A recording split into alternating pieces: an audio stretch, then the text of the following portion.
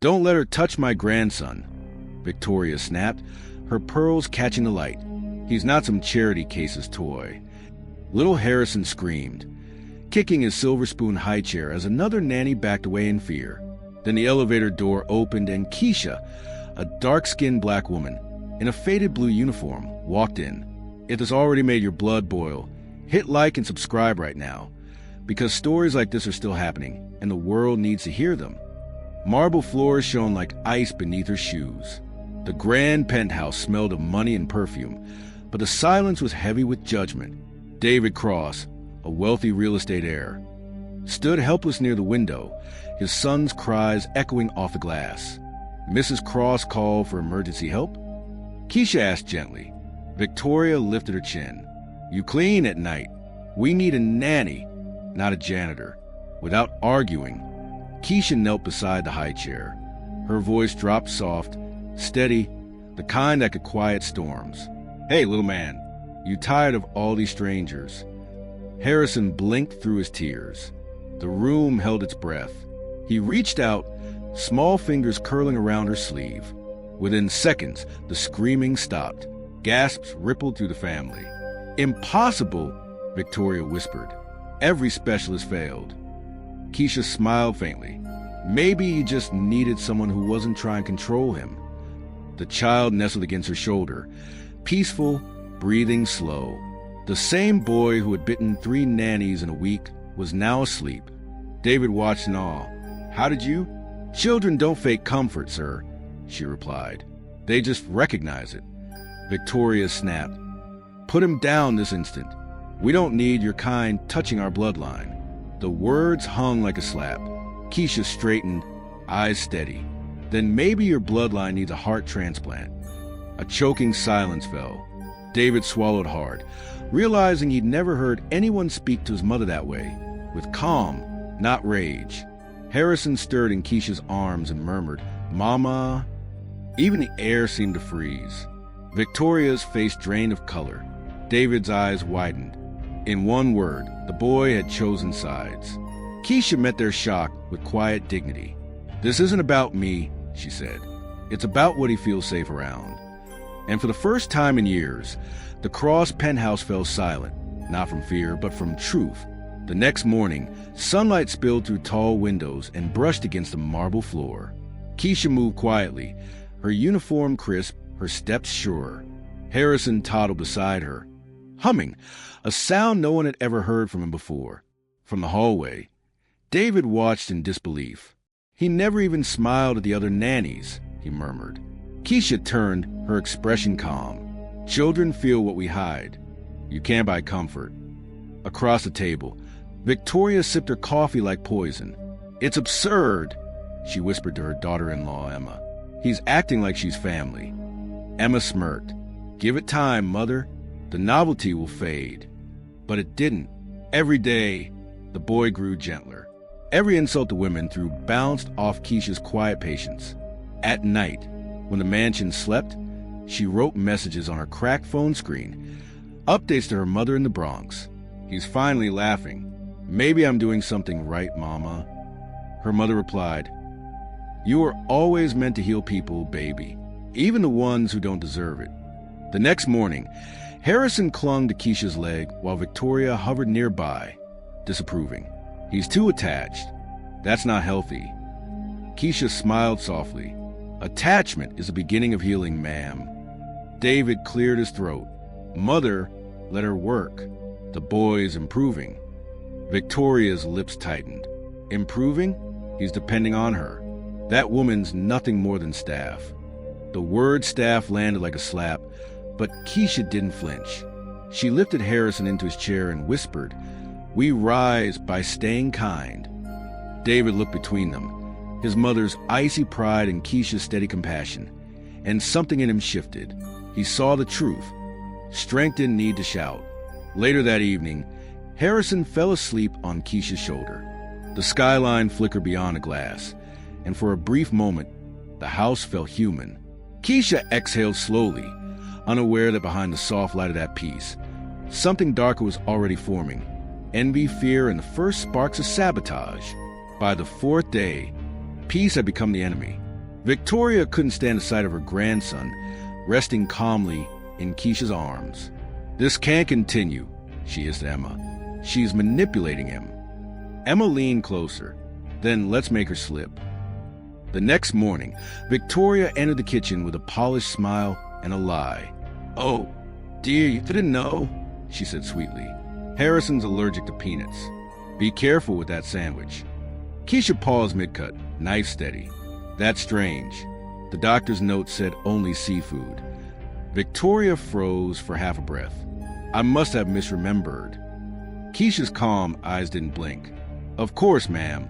I'll double-check with Dr. Martinez myself." When she turned away, Emma whispered, "She's not as naive as she looks." That afternoon, David arrived early and found the two women whispering in the study. "You're planning something again," he said quietly. "Planning to save this family," Victoria snapped. "That woman is changing everything." David sighed. "Maybe that's exactly what we need." Meanwhile, Keisha sat in the nursery with Harrison, softly singing. Her phone buzzed. A message from Dr. Martinez. "No peanut allergy on record." "You were right." She typed back quickly. "Please document that in writing. I may need it soon." By the next morning, Emma accidentally spilled water near Keisha's cleaning cart, nearly causing her to slip. "Be careful," Emma said with a false smile. "We wouldn't want another lawsuit in this house." Keisha met her gaze calmly. "I'm careful with everything, especially lies." The insult hung heavy between them. Later that day, Dr. Martinez stopped by unannounced. "I wanted to see Harrison myself," he said. The boy giggled and reached for Keisha. The doctor nodded approvingly. "Remarkable progress." Victoria forced a smile. "Doctor, do you think she might be using unconventional methods?" He frowned. "Like what?" "Oh, Emma added quickly. "Folk remedies, emotional tricks." Dr. Martinez's tone turned icy. "In 20 years, I've never seen such a healthy bond form this fast. If you want my professional opinion, the problem isn't the nanny." The silence was brutal. Victoria's face stiffened. Emma looked away, and David exhaled like a man finally hearing truth aloud. Keisha gathered Harrison's toys and whispered, "Some people fear peace because it exposes their chaos." The women didn't answer. They only watched, already plotting their next move. If this happened right in front of you, what would you do? Tell me in the comments. I read every one. And if you want justice as much as I do, hit subscribe. The Cross Mansion felt colder that morning, polished, silent, and full of secrets. Keisha arrived early, unaware that Victoria and Emma had spent the night whispering about formal complaints and character concerns. When Dr. Martinez walked in, both women straightened, ready to strike. "Doctor," Victoria began sweetly, "we're worried. Harrison's developed an unhealthy dependency on this woman." Dr. Martinez adjusted his glasses. "Dependency? The boy finally sleeps through the night." Emma added quickly, "But children of his class need discipline, not coddling. She treats him like a human." Keisha's calm voice cut through the air. "I didn't realize love had a class requirement." The tension cracked like glass. David entered mid-sentence, sensing war. "What's happening here?" he demanded. Victoria smiled tightly. "We're addressing Harrison's development. Doctor, isn't it dangerous when help oversteps?" Dr. Martinez took a slow breath. "Dangerous is when prejudice hides behind concern." He turned to David. "Your son's healing because of her, not despite her." Silence. Only the faint hum of the city beyond the glass. Victoria's smile faltered. "Doctor, you don't understand our social environment." He raised an eyebrow. "On the contrary, I understand it perfectly. That's the problem." Keisha kept her head bowed slightly, letting their words expose themselves. She didn't fight. She didn't have to. Harrison did it for her. The child toddled in, dragging his little blanket. "Keisha," he said softly, reaching for her. David's eyes softened. He never says anyone's name. Victoria stood frozen, her authority cracking in real time. Keisha lifted the boy gently, whispering, "Sometimes truth doesn't need to shout." "Dr. Martinez smiled faintly. Mr. Cross, I'll be filing a note. Strong emotional recovery linked directly to Keisha Williams' presence. David nodded slowly. Then she stays. Victoria gasped. You can't. I just did. David said quietly, turning away. Keisha met the older woman's glare without a word. For the first time, Victoria saw something in her eyes she couldn't name. Not defiance, not pity. Power. Quiet, earned power. The kind you can't buy. And just like that, the house shifted. The throne of control had changed hands without a single scream. Night had swallowed Manhattan when Keisha dialed a number she hadn't used in years. Professor Williams? It's Keisha Williams from your child development course. A warm, deep voice answered, Keisha, I remember. What's wrong? She exhaled. I'm being cornered. The family I work for is spreading lies. I think they're trying to remove me before I can expose them. Within 24 hours, Professor Williams arrived in New York with a leather folder and decades of quiet experience. In a small Brooklyn cafe, he slid documents across the table. Victoria and Emma Cross, he said, have been contacting private investigators, building a case that you're unfit for childcare. They want custody control and money control. Keisha's jaw tightened. They'd risk that boy's piece of money? Always follow the motive, he replied, and protect your evidence.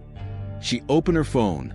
Photos of prescription bottles Victoria hid, voice memos of Emma's insults, and text messages about planting evidence.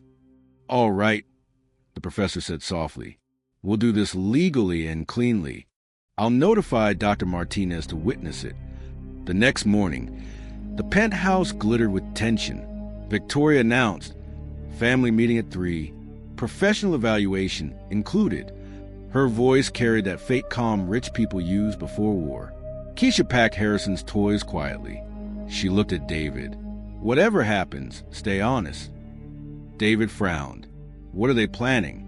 You'll see soon enough, she said, tying Harrison's shoelace with slow precision. At 3 o'clock sharp, the Cross family gathered in the study. Victoria had a folder thick with lies. Emma smirked beside her. Dr. Peterson, Victoria introduced proudly, renowned child psychologist. He'll determine the proper caregiver for my grandson. But before Dr. Peterson could speak, Dr. Martinez stepped inside, followed by Professor Williams. Good afternoon, he said coolly. We're here to ensure proper documentation. Victoria's confidence cracked. What is this? Keisha finally spoke, steady and clear. It's called truth, ma'am. You might not recognize it, but it's contagious. David turned toward her, startled by the certainty in her tone. For the first time, the power in that mansion began to shift, not through shouting or revenge, but through proof. The calm before the storm was gone. Justice was walking in. The mahogany table gleamed under the chandelier. Everyone was seated. Victoria, Emma, David, Dr. Martinez, Professor Williams, and Keisha. The air felt heavier than marble. Dr. Peterson, the psychologist Victoria hired, adjusted his gold-rimmed glasses. Mr. Cross, he began, your son has developed an inappropriate attachment to his nanny. Such dependency can damage long-term emotional growth. David frowned. Inappropriate? He's finally healthy. Professor Williams leaned forward. Dr. Peterson, may I ask who financed your evaluation? Victoria stiffened. What does that matter? It matters, he replied calmly, because accepting payment from interested parties violates ethical code. He opened a folder. We have a recorded call you offering Dr. Peterson a donation for a favorable report. The room went still. Dr. Peterson paled. I can explain. Dr. Martinez cut him off. Save it for the board. Keisha placed her phone on the table. You also might want to hear this. She pressed play. Victoria's voice filled the room. That cleaner thinks she's family. I'll make sure she's fired before anyone finds out what we did. David's hands clenched.